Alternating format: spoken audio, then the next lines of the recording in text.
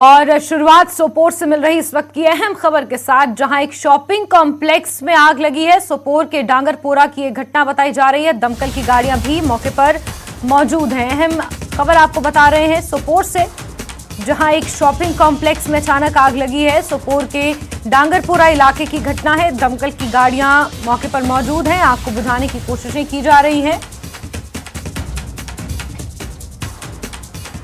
तो बड़ी खबर आपको सोपोर से दे रहे हैं, जहां एक शॉपिंग कॉम्प्लेक्स में अचानक आग लगी है।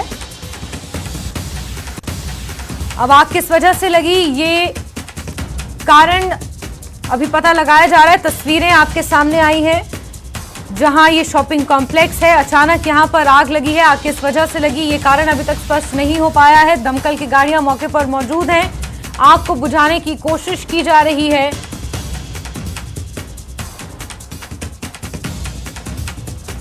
सज्जाद हमारे सहयोगी फोनलाइन पर मौजूद हैं। सज्जाद, मौके से ताजा अपडेट। जी जैस्मीन, ये आग अभी कुछ देर पहले लगी है इस कॉम्प्लेक्स में, और आग लगने की खबर के साथ ही जो दमकल की गाड़ियां होती हैं, फायर इमरजेंसी सर्विस की गाड़ियां होती हैं, और मकामी लोग, मकामी नौजवान भी वहां की तरफ भागे और आग बुझाने की कोशिश में लगे हुए थे। और अभी तक आग को पूरी तरह काबू नहीं किया गया है।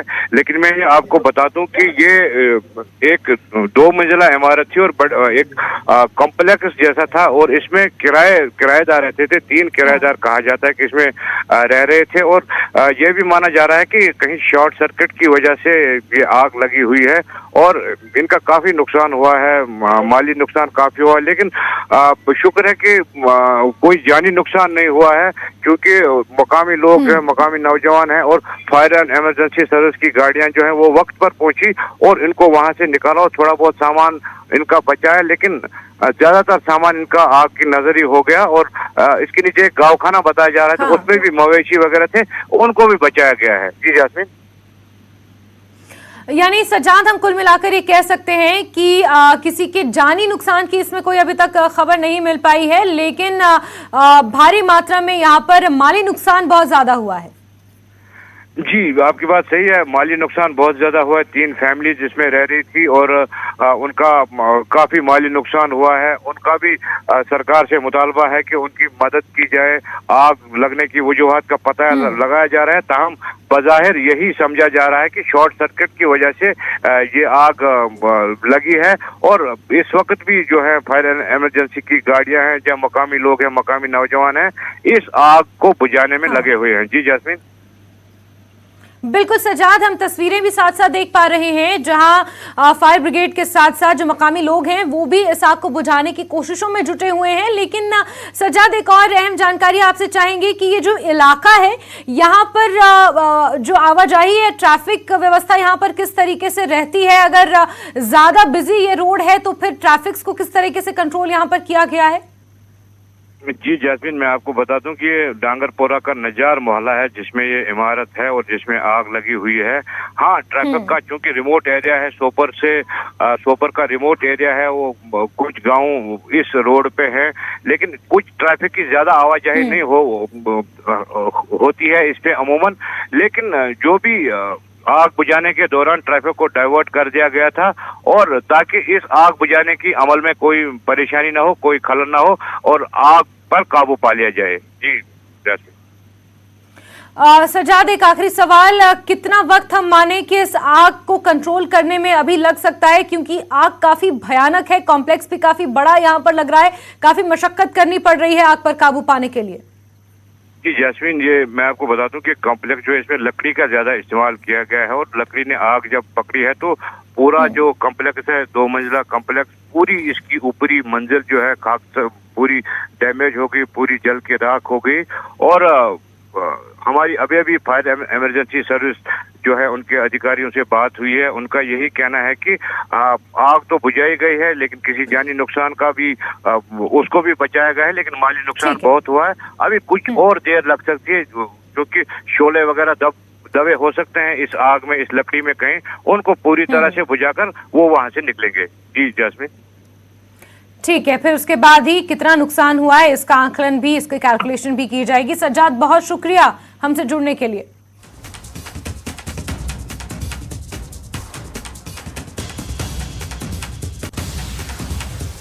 चलिए आगे बढ़ते हैं और रामबन से बड़ी खबर, एक कार भूस्खलन की चपेट में आ गई है। सेरी इलाके की ये घटना है, जम्मू श्रीनगर हाईवे पर यह घटना हुई है और भूस्खलन की वजह से एक कार इसकी चपेट में आ गई है। नेशनल हाईवे को फिलहाल बंद कर दिया गया है।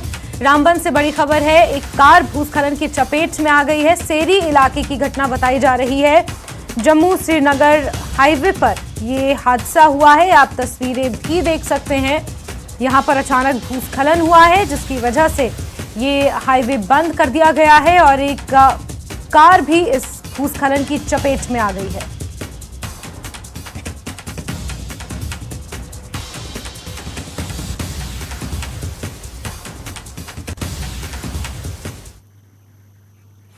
आगे बढ़ेंगे। राहुल गांधी बीजेपी और आरएसएस पर लगातार निशाना साध रहे हैं। लंदन दौरे पर राहुल विभिन्न कार्यक्रमों में कई मुद्दों पर अपनी बात रख रहे हैं।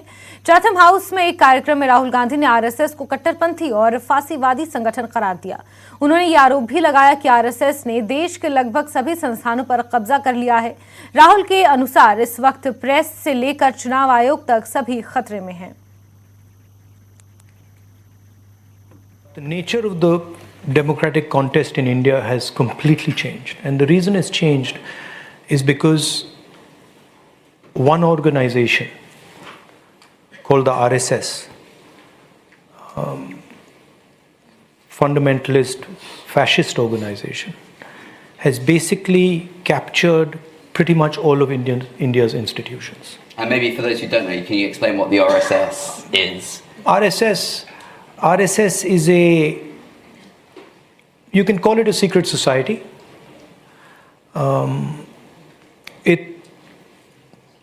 It's built along the lines of the Muslim Brotherhood, and the idea is to use the democratic contest to come to power and then subvert the democratic contest afterwards. And it's shocked me at how successful they've been at capturing the different institutions of our country. The press, the judiciary, parliament, election commission, all the institutions are under pressure, under threat, and controlled in one way or the other. So the conversation, the voice that was free flowing, the debates, those have all stopped. Some of the biggest decisions taken, demonetization, which is demonetization of the Indian currency. We were not allowed to debate in parliament. Right? The farmers' bills, where large numbers of farmers were out in the street, we were not allowed a conversation in parliament. The GST, we were not allowed. When Chinese troops entered our territory, we were not allowed to have a conversation in parliament. So that stifling made us ask ourselves a fundamental question. How do we communicate with the people of India when the media is biased, when the institutions are captured? BJP के वरिष्ठ नेता रविशंकर प्रसाद ने राहुल गांधी पर पलटवार किया। उन्होंने पूछा कि राहुल को विदेश जाते ही क्या हो जाता है। रविशंकर प्रसाद ने कहा कि जब देश की जनता आपको सुनती नहीं है, ना समझती है, तो विदेश में जाकर विलाप करते हैं कि भारत का लोकतंत्र खतरे में है। राहुल गांधी जी, विदेश जाते ही आपको हो क्या जाता है?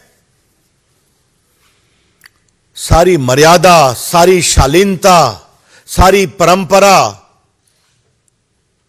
सारी लोकतांत्रिक शर्म सब भूल जाते हैं। अब जब देश की जनता उनको न सुनती है, न समझती है, और उनका समर्थन करने की बात तो दूर, तो विदेश में जाके विलाप करते हैं कि भारत का लोकतंत्र खतरे में है। ये बहुत शर्मिंदगी भरी बात है। राहुल गांधी जी ने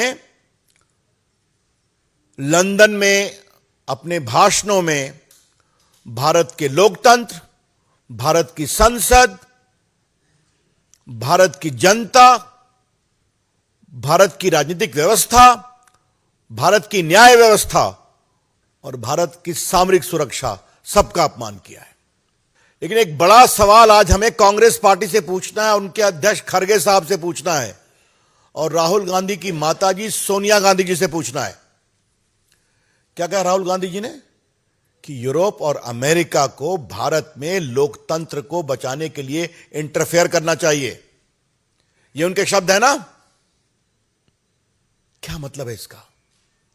सरकार किसी की भी हो, हम कभी किसी विदेशी ताकत का भारत में आंतरिक हस्तक्षेप को लेकर मुखर विरोधी रहे हैं।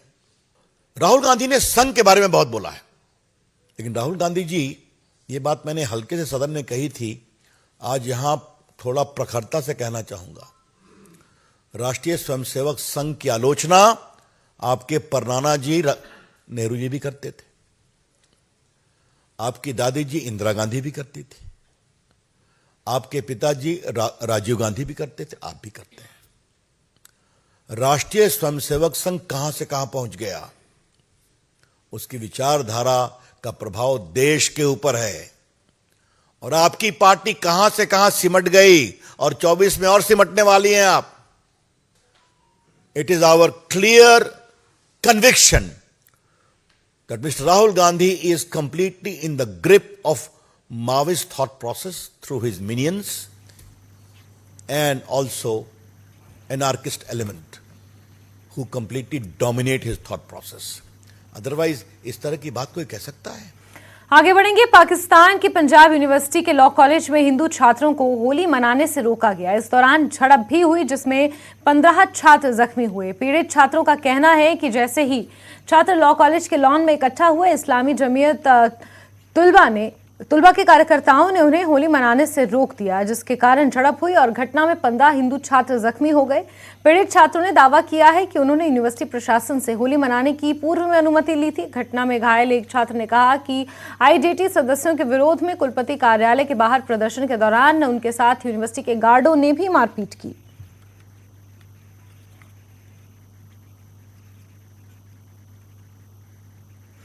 शिवसेना बालासाहेब ठाकरे जम्मू कश्मीर ने पाकिस्तान और चीन के खिलाफ बड़ा विरोध प्रदर्शन किया। पाकिस्तान में एक बार फिर अल्पसंख्यकों को निशाना बनाने का मामला सामने आया है। पाकिस्तान की पंजाब यूनिवर्सिटी के लॉ कॉलेज में हिंदू छात्रों को होली मनाने से रोकने के मामले में शिवसेना बालासाहेब ठाकरे ने ये प्रदर्शन किया। जहां एक तरफ जम्मू कश्मीर होली का पावन त्योहार मना रहा है, उसी बीच पाकिस्तान ने एक बार फिर से हिमाकत की है और पाकिस्तान में होली मना रहे हिंदू बच्चों पर कहीं ना कहीं जो हमला है वो यहां पर किया गया और उसके खिलाफ शिवसेना यहां प्रदर्शन कर रही है। और चाइना और पाकिस्तान के खिलाफ यहां पर बड़ी जो मांग है वो की जा रही है कि हिंदुओं पर हमले जो है पाकिस्तान बंद करे। और पाकिस्तान जिस तरह से लगातार कोशिश करता रहा है कि वो कहीं ना कहीं हिमाकत कर जो है वो यहाँ पर हिंदुओं को निशाना बनाने की कोशिश करता है। एक बार फिर से जो अटैक हुआ है पाकिस्तान में, उसके खिलाफ यहाँ प्रदर्शन किया जा रहा है और मैसेज यही है कि सभी लोग पाकिस्तान का और चाइना के जो प्रोडक्ट्स हैं उसका बहिष्कार करें, क्योंकि लगातार वो कोशिशें करता रहा है और इसीलिए जो प्रदर्शन है वो यहाँ पर किया जा रहा है। मांग एक ही की जा रही है कि कहीं ना कहीं मोदी सरकार जो है वो पाकिस्तान के खिलाफ बड़ा अटैक करे और इस तरह से कार्रवाई जो है वो की जाए। जी क्या कहना चाहते हैं? जी क्या पाकिस्तान का भी दहन किया है, चीनी सामान का भी दहन किया है, मकसद क्या है? देखिए, आज होली का दहन किया गया है, इसके अंदर बुराई का दहन किया जाता है। इस समय पाकिस्तान और चाइना दोनों पूरे विश्व के लिए एक बुराई साबित हो रहे हैं। पाकिस्तान जहां लगातार आतंकवाद को बढ़ावा दे रहा है, आतंकवाद का पनाहगाह बन चुका है, वहीं चाइना भी पाकिस्तान के नक्शे कदमों पर चल रहा है, लगातार आतंकवादियों को मदद दे रहा है। इसके साथ ही आज भी जो है होली के पावन अवसर पर, होली के पावन पर्व को हिंदुओं पर हमले किए जाते हैं पाकिस्तान में। आज सुबह पंजाब विश्वविद्यालय पाकिस्तान के अंदर हिंदुओं पर हमला किया गया, जिसमें 15 हमारे हिंदू भाई जो है वो घायल हुए हैं, जिसकी हम कड़े शब्दों के अंदर निंदा करते हैं और प्रधानमंत्री माननीय नरेंद्र मोदी जी से अपील करते हैं कि पाकिस्तान जैसे देश पर हिंदुओं की सुरक्षा को सुनिश्चित किया जाए। इसीलिए आज हमने पाकिस्तान का यहाँ पर होलिका दहन किया है, चाइना के उत्पादकों का होलिका दहन यहाँ पर किया गया है और देशवासियों से अपील है कि जैसे हमारे जवान लगातार चाइना को मुंह तोड़ जवाब दे रहे हैं, हम बॉर्डर पर लड़ने तो नहीं जा सकते, मगर चाइना उत्पादकों का बहिष्कार कर उसको आर्थिक चोट पहुंचा सकते हैं। साफ तौर पर पाकिस्तान को और चाइना को आर्थिक चोट पहुंचा सकते हैं और पाकिस्तान में हिंदू मिनोरिटी पर जो एक बार फिर से कहीं ना कहीं होली के दिन हमला किया गया है, उसको लेकर शिवसेना जो है पूरी तरह से यहाँ पर कड़ा रुख अपनाए हुए है और पाकिस्तान का पुतला जलाकर, चाइना का पुतला जलाकर, चाइनीज प्रोजेक्ट जलाकर यहाँ पर संदेश दे रही है कि चाइना और पाकिस्तान जितनी मर्जी कोशिशें कर ले, बट भारत, अखंड भारत की जो नींव केंद्र सरकार ने रखी है उसको ये कामयाब रखेंगे। वीडियो जर्नलिस्ट चांद डोगरा के साथ नेटवर्किंग के लिए जम्मू से मैं रजत कोरा। और खबरें अभी बाकी हैं, लेकिन वक्त एक छोटे से ब्रेक का। ब्रेक के बाद खबरों के सिलसिले को आगे बढ़ाते हैं। मेघालय में कॉनराड संगमा ने एक बार फिर मुख्यमंत्री पद की शपथ ली। इस शपथ ग्रहण समारोह में प्रधानमंत्री नरेंद्र मोदी ने शिरकत की। उनके साथ केंद्रीय गृह मंत्री अमित शाह और बीजेपी के राष्ट्रीय अध्यक्ष जेपी नड्डा मौजूद रहे। यह समारोह शिलोंग राजभवन में आयोजित किया गया।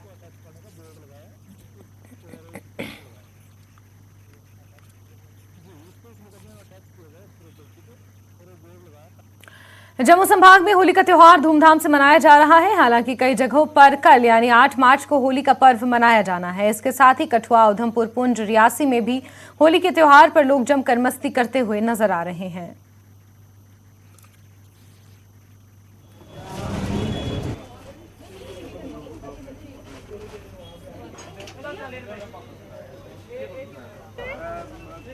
पुंछ में जिला सनातन धर्म सभा की तरफ से होली की शोभा यात्रा निकाली गई। लोगों में भारी उत्साह इसको लेकर देखा गया। सभी समुदाय के लोगों ने शोभा यात्रा में हिस्सा लिया। वहीं शोभा यात्रा के दौरान भारी सिक्योरिटी भी लगाई गई थी।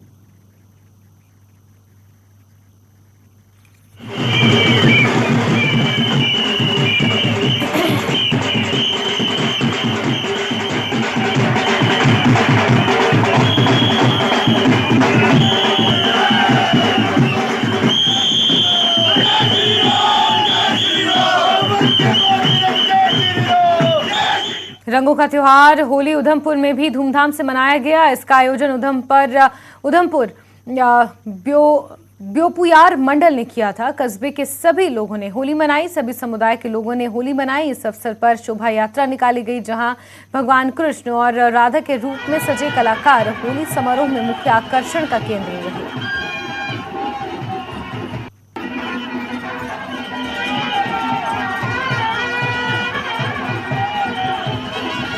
वहीं दिल्ली बीजेपी कार्यालय में आज होली मिलन का आयोजन किया गया। फूलों की होली खेलकर होली के इस अवसर को, इस पर्व को मनाया गया। इस मौके पर बीजेपी सांसद, बीजेपी विधायक, कार्यकर्ता, संगठन मंत्री मौजूद रहे। बीजेपी नेताओं ने ये कहा कि होली बुराई पर अच्छाई की जीत का पर्व है और हम चाहते हैं कि दिल्ली में जो बुराई है वो खत्म हो जाए।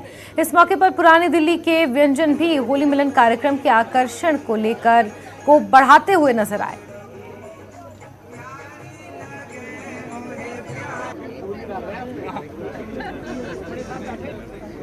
पूरा देश रंगों के उत्सव यानी होली में रंगा हुआ नजर आ रहा है और इस वक्त हम दिल्ली बीजेपी कार्यालय में हैं, जहां पर फूलों की होली खेली जा रही है। आप देख सकते हैं कि जिस तरीके से रंग लगाकर एक दूसरे को होली की मुबारकबाद, बधाइयां दी जाती हैं।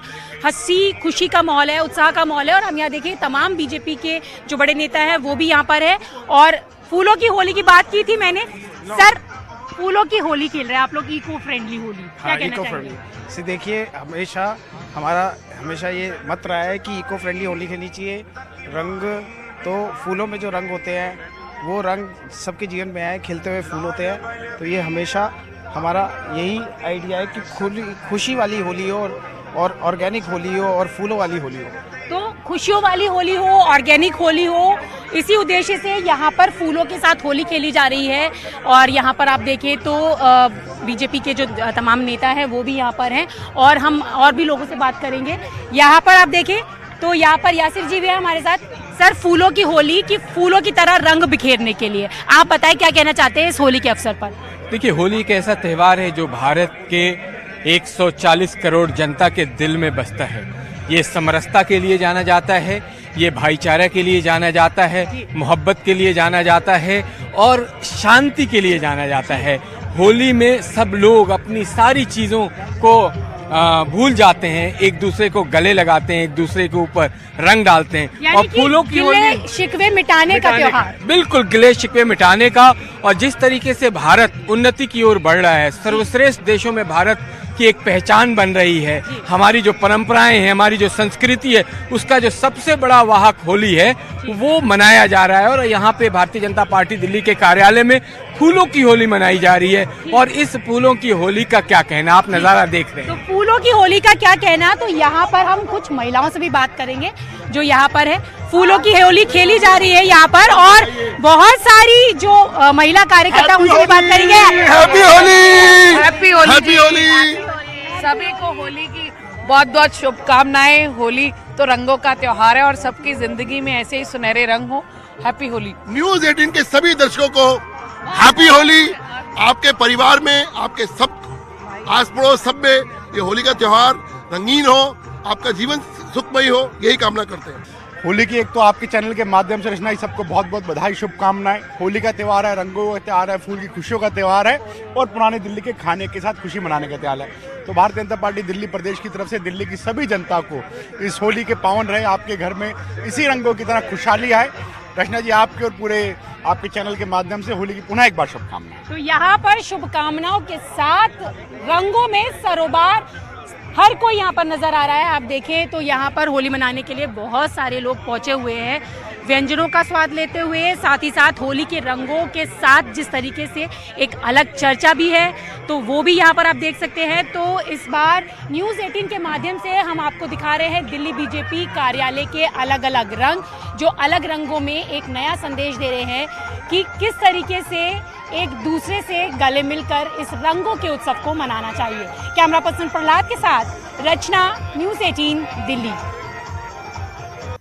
आगे बढ़ेंगे। दिल्ली बीजेपी कार्यालय में होली मिलन का आयोजन किया गया। फूलों की होली खेलकर होली के इस पर्व को मनाया गया और यहाँ पर पुरानी दिल्ली के व्यंजनों की भी आकर्षण का वो केंद्र रहे और होली मिलन कार्यक्रम में कई रंग नजर आए। बहरहाल आगे बढ़ेंगे और हिमाचल की खबरों का रुख करेंगे, जहां डिप्टी सीएम ने प्रेस कॉन्फ्रेंस की। मुकेश अग्निहोत्री ने बीजेपी पर जमकर निशाना साधा। बीजेपी को अफवाह फैलाने से कुछ हासिल नहीं होगा, ऐसा कहा। साथ ही ओपीएस लागू होने से कर्मचारी खुश है और उन्होंने ये भी कहा कि एनपीएस का पैसा केंद्र से जयराम ठाकुर दिलवाएं। सभी वादे कांग्रेस पार्टी पूरा करेगी। गारंटियों को पूरा करने की तरफ जो है कदम बढ़ाए हैं और सबसे बड़ा कदम हमारा जो है ओपीएस को हमने लागू किया। भारतीय जनता पार्टी बताए कि उन्होंने अपने शासन के 5 साल के दौरान कर्मचारियों को ओपीएस क्यों नहीं दिया। हमने कहा हमने ओपीएस जो है प्रदेश के 1,36,000 कर्मचारियों के लिए लागू की। 1,36,000 कर्मचारियों को जब तक वो इस दुनिया में हैं वो कांग्रेस पार्टी को याद रखेंगे कि कोई पार्टी ऐसी आई थी जिसने जो है ओपीएस शुरू की। 2003 में उस समय केंद्र में अटल बिहारी वाजपेयी जी की सरकार ने इसको बंद किया था और हमने जो है उसको शुरू किया और फिर भारतीय जनता पार्टी ने शोर मचाना शुरू कर दिया कि इस महीने भी जो है पैसा कट गया, पैसा जमा करा दिया। हमने एसओपी लागू कर दी। 1 अप्रैल से जो है प्रदेश में पूरी तरह ओपीएस लागू कर दी गई है। अब भाजपा के लोग बताएं कि अब उनको इस में क्या खामी नजर आ रही है।